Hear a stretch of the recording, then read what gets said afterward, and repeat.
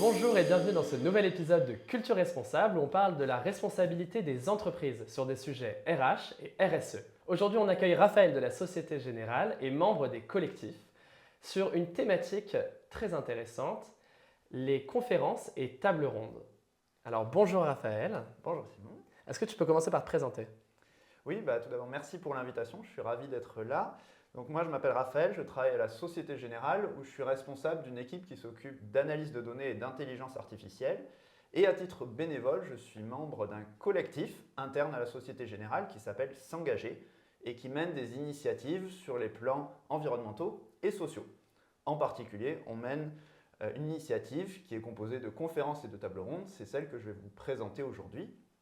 À titre personnel, je suis aussi membre de l'association Les Collectifs, qui est une association, un réseau qui regroupe des personnes engagées dans des collectifs de différentes entreprises. D'accord. Alors, on reçoit plusieurs personnes des collectifs chez Culture Responsable. Il y a combien? Tu peux nous donner des chiffres un peu sur les collectifs peut-être? Alors, on est à plus d'une centaine de collectifs, donc dans plus d'une centaine d'entreprises différentes, de toute taille. Il y en a des petites, des moyennes, des grandes, sur tous les secteurs d'activité. Et donc, c'est une vraie dynamique qui est en train de se mettre en place et qui n'arrête pas de croître, qui a démarré avec une tribune il y a quelques années. Et depuis, il y a vraiment cette dynamique qui se crée et qui permet à chacun de bénéficier de retours d'expérience et de mener des projets un petit peu plus grands, tels que par exemple l'Atlas des actions que je vous présenterai tout à l'heure. D'accord, très bien. Merci Raphaël. Déjà, et bravo aussi pour avoir, parce que tu es fondateur, tu es membre fondateur des collectifs. Bravo pour cette initiative parce que ça permet de montrer ça au plus grand nombre d'entreprises et de donner l'exemple en fait. Tout à fait. C'est vraiment une dynamique de fond et arriver à montrer à toutes les entreprises la valeur que ça apporte à la fois pour les employés, pour l'entreprise elle-même et pour leur impact sur le monde, c'est quelque chose de très important. C'est un phénomène qui est assez nouveau, c'est un engagement, une forme d'engagement qui est assez nouvelle, qui s'inscrit quand même dans un historique d'engagement des salariés, mais finalement cette forme-là étant assez récente, on apprend tous ensemble, on partage nos expériences et on avance ensemble. C'est un point clé parce qu'on sait bien que les entreprises ont un pouvoir énorme sur le monde et arriver à faire en sorte que ce pouvoir soit utilisé pour des impacts positifs, c'est à la fois clé pour le monde et aussi pour les entreprises elles-mêmes. On sait bien à quel point pour arriver à recruter et à conserver les talents, avoir un impact positif sur le monde, ça devient absolument clé à l'heure actuelle pour la survie des entreprises. Très bien. Alors justement, vous menez des initiatives concrètes dans les entreprises. Là, on va parler d'une initiative, celle des conférences et des tables rondes, alors, qui sont menées à la Société Générale. J'aimerais que tu m'en parles, que tu nous présentes un projet. Tout à fait. Alors, comme leur nom l'indique, ces conférences et tables rondes, ce sont des événements qu'on organise, qu'on rediffuse en visioconférence à tous les employés de la Société Générale qui souhaitent y assister. Donc ce sont des événements en deux parties. On commence par en général une brève introduction du collectif S'engager, notre collectif interne, qui organise ces conférences et ces tables rondes. Et ensuite la première partie, la partie conférence, c'est une présentation d'un expert, en général quelqu'un d'externe. Donc typiquement ça va être un chercheur, mais ça peut être aussi, on avait une experte climat du FMI par exemple il y a quelques temps. Et donc qui va évoquer pendant une quarantaine de minutes un sujet dans lequel il est spécialiste et qui permet de présenter un petit peu, de donner des aspects, et les aspects un petit peu les plus avancés sur ce sujet, à la fois les bases et des aspects un petit peu plus avancés liés à son travail individuel. Bien entendu, on choisit des sujets qui sont en lien avec le mandat de notre collectif, donc pour nous, c'est des sujets qui vont lier responsabilité sociale et environnementale et banque finance. La deuxième partie, c'est une table ronde où participe l'intervenant qui a fait la présentation et également des experts internes, c'est-à-dire des employés du groupe Société Générale spécialistes du sujet. On donnera quelques exemples tout à l'heure, mais ça permet de créer des ponts. De temps en temps, on invite aussi d'autres invités externes et le but, c'est vraiment de créer des ponts, de créer du dialogue et de mettre en regard les pratiques qui se font au sein de l'entreprise et puis les idées qui circulent à l'extérieur, les meilleures pratiques qui existent à l'extérieur. Donc vraiment cette idée de créer des ponts et d'ouvrir des perspectives, c'est un point qui est assez essentiel. Cette table ronde, elle va durer en général une cinquantaine de minutes, à peu près plus d'une moitié de la séance. Le tout fait à peu près 1h30, donc une grosse moitié pour cette table ronde. Certaines questions sont connues à l'avance, sont envoyées à l'avance aux participants et d'autres sont prises en direct, soit du chat, soit directement au micro dans la salle. D'accord. Et alors justement, conférence et table ronde, ça va ensemble?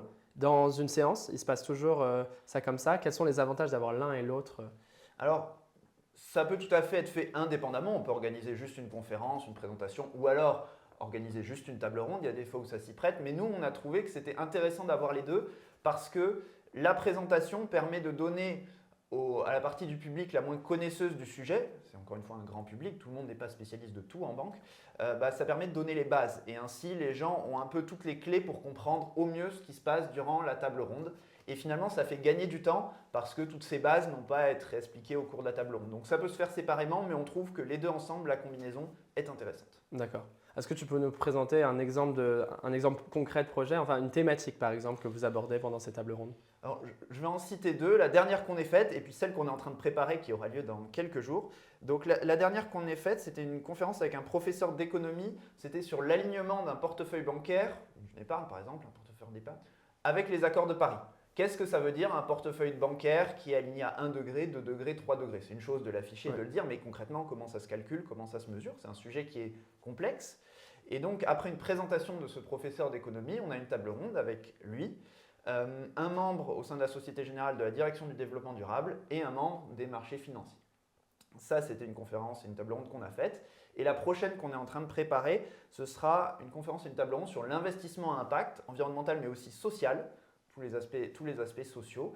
Et là, on s'interrogera sur finalement quels sont les effets réels de l'investissement à impact, qu'est-ce que ça veut dire très concrètement, comment c'est défini, qu'est-ce que ça permet de faire, quelles sont les limites, quels sont les cadres où ça se passe bien, etc.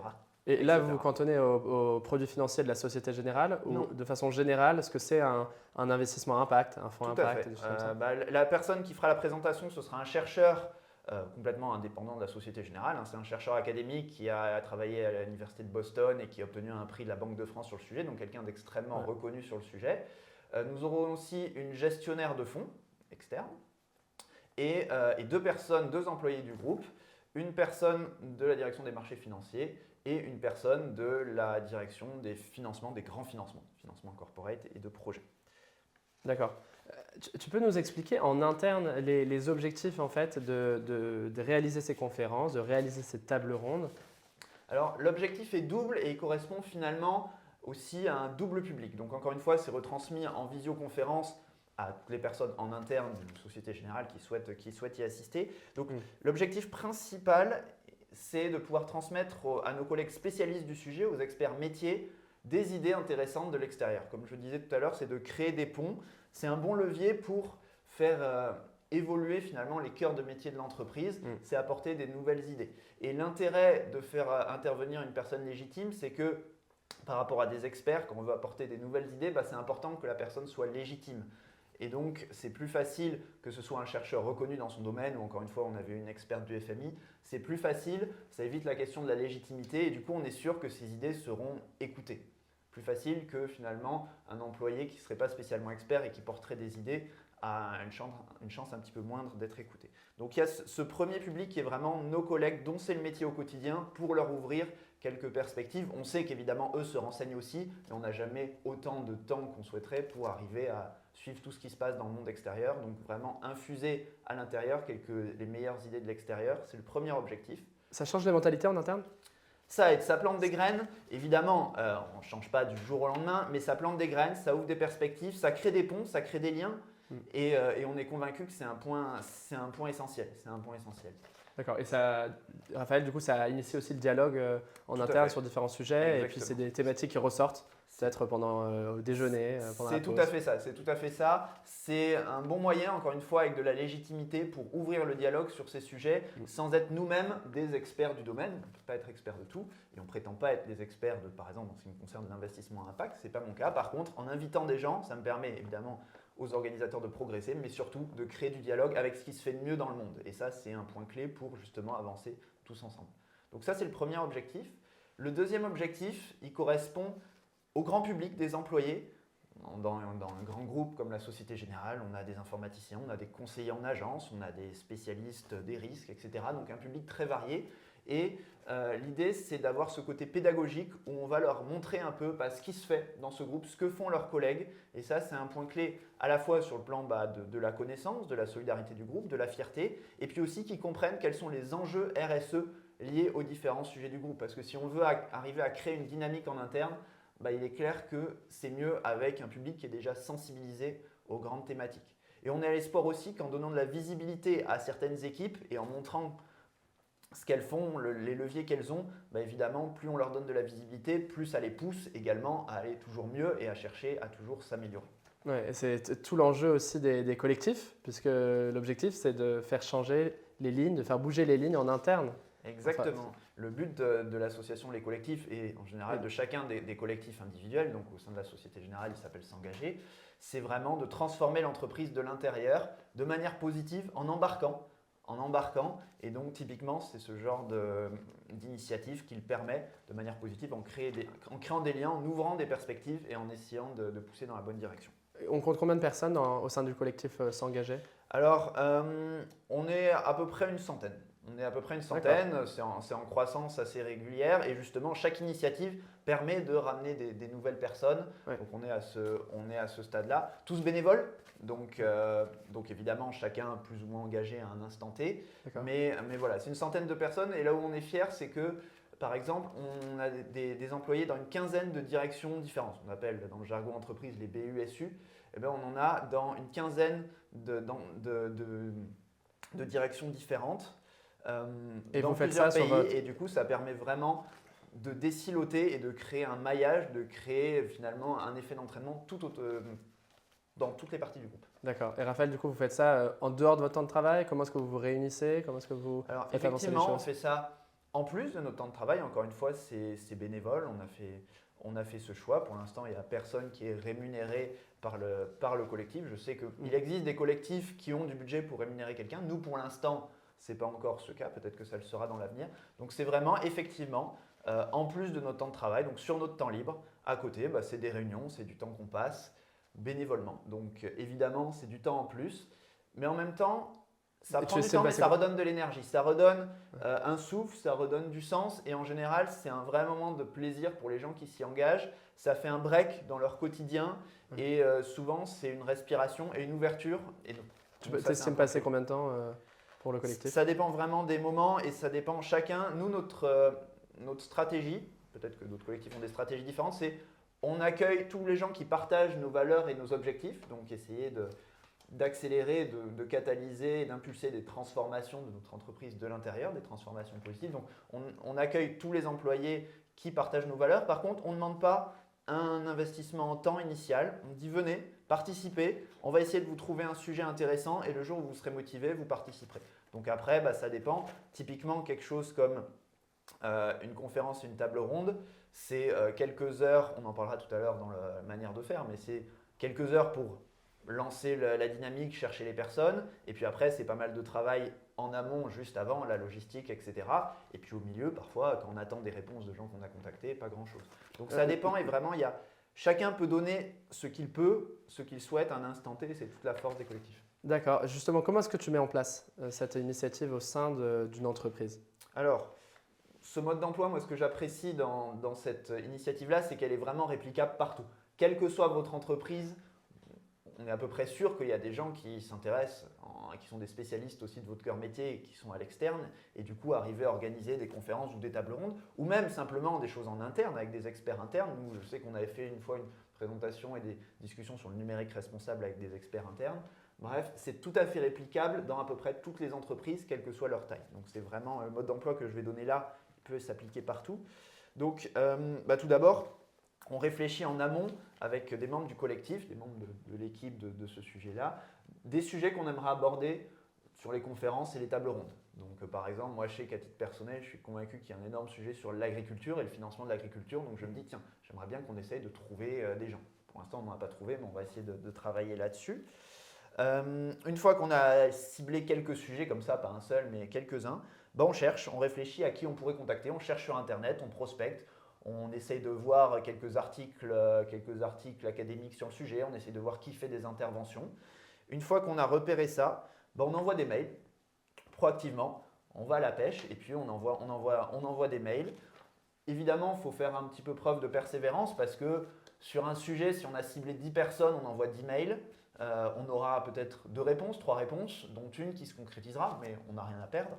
Et donc voilà, il faut avoir conscience qu'il n'y a rien à perdre, simplement tous les mails ne trouvent pas de réponse et c'est bien normal. Ouais, une fois qu'on a réussi à trouver quelqu'un d'intéressé, on échange avec lui, avec elle, et on se met en recherche des personnes pour la table ronde. Une fois qu'on a trouvé notre intervenant pour la conférence, on cherche les personnes pour la table ronde. On en discute aussi avec la direction RSE interne, la direction du développement durable de la Société Générale, pour les avertir, les tenir au courant, pour prendre leurs conseils, pour voir si eux ont des idées de personnes pertinentes. Bref, on sollicite notre réseau interne, éventuellement aussi externe. Parfois, des gens qu'on a contactés disent vous pourriez aussi solliciter d'autres gens. Et au final, on essaye comme ça de composer le panel de la table ronde. Donc, on se dit que 3-4 personnes, c'est l'idéal. Finalement, pour une table ronde d'une 50aine de minutes, 3 ou 4, c'est parfait. Et après, on met en place la logistique. Donc concrètement, encore une fois, c'est donné en visioconférence. Et donc après, on essaie aussi, lorsque tout le monde est d'accord, d'enregistrer pour faire un replay, parce que beaucoup de gens ne sont pas nécessairement dispo le jour J. Et voilà, après, c'est la préparation logistique pour s'assurer que tout se passe bien. Très bien. Et justement, organiser des conférences et des tables rondes au sein des entreprises, ça a énormément d'avantages, de ce que j'ai compris, pour les différentes parties prenantes. Et donc, on a tout intérêt en fait à mener cette initiative. Tu peux nous expliquer les avantages, les premiers avantages comme ça d'organiser cette initiative? Alors, il y a effectivement beaucoup d'avantages pour toutes les personnes concernées. Donc d'abord, pour le collectif, ça donne de la visibilité parce qu'on va avoir plusieurs centaines de personnes qui vont assister à cette conférence. Donc ça, c'est quand même très intéressant. Et du coup, c'est très bénéfique sur le recrutement. Nous, à chaque fois qu'on fait une telle initiative, après, parmi les spectateurs, il y a des gens qui disent « Ah, je ne connaissais pas, ça a l'air très bien, est-ce que je peux vous rejoindre ?» Il y a un enjeu aussi de légitimité via le prestige de l'invité, via la capacité à avoir créé des liens avec des experts métiers et finalement s'être attaqué au cœur de métier de la banque. D'un coup, c'est quelque chose qui donne de la légitimité. Et au final, on est vraiment en plein sur l'un des grands objectifs d'un collectif en entreprise, c'est vraiment de s'attaquer au cœur de métier, de pousser des réflexions, d'aider ce cœur de métier à maturer. Donc là, par exemple, pour la Société Générale, c'est aborder des sujets de financement, d'investissement. Financement, investissement, aussi des aspects sur l'informatique, le numérique responsable, parce qu'il y a beaucoup d'informatique dans la banque. Voilà, tous les sujets qui sont clés pour la banque pour essayer de les faire évoluer. Mais évidemment, en finance et en banque, les sujets de financement sont les plus essentiels. Pour les participants, ça permet de créer des liens finalement, d'avoir des gens, ça permet de créer des liens et peut-être d'avoir des collaborations plus tard entre académiques et puis le monde de l'entreprise. Moi, je suis convaincu à titre personnel que les chercheurs ont énormément à apporter à tout niveau, que ce soit dans les aspects d'entreprise ou même dans les aspects sociaux, dans les aspects politiques. Quand on assiste à des présentations de chercheurs, en général, on ressort avec des perspectives qu'on n'avait pas en entrant et vraiment les chercheurs sont des gens qui ont des propositions assez extraordinaires, quel que soit le sujet. Donc c'est toujours intéressant de créer des liens.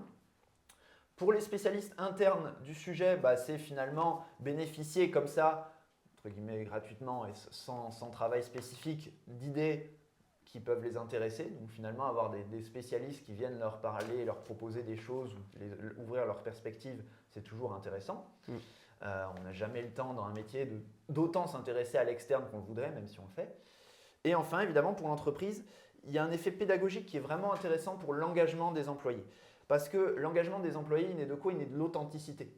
De l'authenticité des échanges, de l'authenticité des informations qu'on leur transmet. Et finalement, ce format organisé par un collectif bénévole et l'aspect questions-réponses, notamment de la table ronde, et en particulier si on prend des questions en direct du chat ou de la salle en micro, en fait, c'est sans filtre. Et du coup, il y a cet aspect authentique qui est clé. Les gens se disent « Ah oui, ce que j'ai vu là, c'est vraiment la réalité ». Donc, c'est vraiment quelque chose d'essentiel. Par ailleurs, dernier avantage, et pas des moindres, c'est qu'en termes de logistique, c'est quelque chose, on reviendra sur la question du budget, mais qui peut se faire sans budget, qui demande assez peu de matériel et qui est réplicable partout et qui passe à l'échelle. C'est-à-dire que finalement, on n'est limité que par la taille de la visio. Pour le reste, on peut toucher toute l'entreprise. Est-ce qu'il faut un budget justement? Les intervenants demandent à être payés? Alors, dans les éléments clés, finalement, dans les facteurs clés pour réussir une telle initiative, le budget, n'est pas nécessaire, ça dépend des intervenants. Nous, pour l'instant, on n'a pas demandé de budget, peut-être qu'un jour on le fera. Du coup, on assume auprès des intervenants, on leur demande de faire ça bénévolement. On en perd quelques-uns, il y en a qui souhaitent être payés, on comprend tout à fait. D'autres acceptent de le faire bénévolement, donc c'est possible. Peut-être qu'un jour on demandera du budget pour un ou autre intervenant. Dans les autres facteurs clés de succès, pour moi, il y en a 4 sur lesquels il faut faire particulièrement attention. Le choix du sujet, évidemment, donc il faut qu'il intéresse suffisamment de gens. Et puis, il faut réfléchir au curseur. Il y a des sujets qui sont assez consensuels. Il y en a d'autres qui sont un peu plus touchy, entre guillemets. Et savoir à quel moment on veut placer tel ou tel sujet, c'est un point clé. Peut-être qu'on peut y aller par étapes en commençant par des sujets assez simples pour au moins ancrer dans les mœurs ce format. Donc, le choix du sujet. Le choix des participants. Donc, c'est jamais facile de le savoir à l'avance, mais essayer de repérer des participants qui seraient à la fois pédagogues et authentiques, qui ne vont pas pratiquer la langue de bois. Encore une fois, c'est un point important. Évidemment, ensuite, arriver à faire circuler l'information auprès d'un maximum d'employés. Donc, arriver à ce qu'un maximum de gens aient écho de cette initiative pour qu'ils se connectent. Et enfin, évidemment, bien préparer la logistique. Donc, choisir la salle. Est-ce qu'on enregistre dans une petite salle ou est-ce qu'on fait ça dans un amphi ? Nous, c'est vrai que souvent, jusqu'à présent, on a plutôt fait ça dans une petite salle et retransmise, mais pourquoi pas faire un amphi un jour. Tout ce qui est les paramètres techniques de la visio, etc. Tout ce qui fait qu'à la fin, ça va se passer bien. C'est tout bête, mais ça prend un petit peu de temps pour s'assurer que tout est bien. Et du coup, Raphaël, est-ce que tu as quelques conseils à donner aux entreprises pour qu'ils mènent cette action ? Alors, moi, j'ai envie de dire globalement, faciliter. Faciliter les choses parce que c'est vraiment quelque chose qui a beaucoup d'avantages, à la fois pour les experts, mais encore une fois en termes d'engagement pour les employés. Donc, aidez, lorsque vous avez un collectif qui propose ça, aidez-les et faites en sorte que ça se passe bien. Aidez-les en communiquant dessus. Aidez-les, s'il y a besoin d'un budget, réfléchissez éventuellement à donner un budget sur ce sujet. Mais voilà, faites en sorte que ça se passe parce que les avantages sont quand même énormes pour l'entreprise. Et gardez en tête que c'est complémentaire d'autres initiatives. Nous, il y a des conférences qui sont organisées par la direction du développement durable. Elles sont très intéressantes et on est toujours ravis, à titre personnel, je suis toujours ravi d'y assister. Mais c'est complémentaire. Voilà, ça va être un format différent, ça va être des sujets et des intervenants qui peuvent être complémentaires. Donc voilà, c'est en plus et c'est extrêmement intéressant. Encore une fois, en termes d'authenticité, c'est vraiment très intéressant. C'est plus approfondi ? On va plus loin dans les sujets ? C'est différent. Ça dépend des conférences, ça dépend des sujets. Pour moi, c'est complémentaire. Je ne cherche pas à comparer ni dans un sens ni dans l'autre. C'est vraiment complémentaire. Par contre, l'aspect que ce soit bénévole, ça apporte encore une fois un aspect d'authenticité et finalement aussi une liberté un petit peu plus grande quand c'est organisé par un groupe de salariés. C'est toujours dans le cadre de l'entreprise, d'employés loyaux, mais le fait que ce soit porté par un collectif et pas au nom officiel du groupe, ça laisse un petit peu plus de marge de manœuvre. Et ça, c'est très intéressant. Bien sûr, bien sûr. Bon, voilà, donc on souligne cette belle initiative de conférence et de table ronde que tu mènes aujourd'hui à la Société Générale et qu'on peut retrouver au sein de l'Atlas des actions des collectifs. Tu peux peut-être nous montrer justement la fiche récapitulative. Tout à fait. Donc, si vous avez l'occasion d'aller sur le site Les Collectifs, donc les-collectifs.eco, vous arriverez sur plusieurs pages, dont une qui parle de l'Atlas des actions. L'Atlas des actions, c'est un regroupement, un recensement d'un grand nombre d'initiatives qui ont été faites par divers collectifs dans diverses entreprises. Donc on est à plus d'une soixantaine d'initiatives et avec des petites fiches avec le mode d'emploi, ici pour l'initiative conférence et table ronde, mais aussi beaucoup plus que ça sur le site. Vous trouverez un mode d'emploi beaucoup plus détaillé, tout le détail et les retours d'expérience auxquels vous pouvez accéder en vous connectant. Donc ça, c'est très intéressant, savoir d'autres entreprises ont pu organiser ça et savoir ce qu'elles en ont pensé, quelles sont les différences, quels sont les points communs. Donc c'est vraiment une mine d'informations pour vous inspirer et arriver à vous donner envie et à organiser toute une série d'initiatives dans les meilleures conditions possibles. Ouais. Je vous encourage à aller sur le site des collectifs parce que c'est vraiment une mine d'or d'actions environnementales à mener, enfin environnementales et sociales à mener dans les entreprises. Et voilà, notamment celle-ci. Raphaël, est-ce que tu veux ajouter le mot de la fin peut-être ? Écoutez, moi je considère que c'est une vraie belle tendance de fond, le fait que les employés de plus en plus se mobilisent pour apporter des transformations positives, pour apporter leur énergie au-delà même de leur poste, pour aider à transformer leur entreprise, parce que l'entreprise ne peut pas se transformer assez vite s'il n'y a pas aussi des impulsions depuis les employés, bottom-up. Donc ça, c'est un point clé. Et je trouve que ces conférences, ces tables rondes, c'est diffusable à beaucoup de collectifs. C'est une très belle initiative qui peut bien se faire quel que soit le contexte et que je trouve très intéressante pour vraiment participer et ouvrir des perspectives sur ces transformations internes de l'entreprise. Super. Donc merci Raphaël d'être venu ici sur le plateau de Culture Responsable. Merci de m'avoir invité. Et merci à vous qui êtes restés jusqu'à la fin. Ça nous fait vraiment plaisir. Dites-nous ce que vous en avez pensé pour qu'on puisse s'améliorer et puis aussi inviter des nouveaux intervenants. N'hésitez pas à partager l'épisode au plus grand nombre. Et je vous dis à bientôt dans un nouvel épisode de Culture Responsable.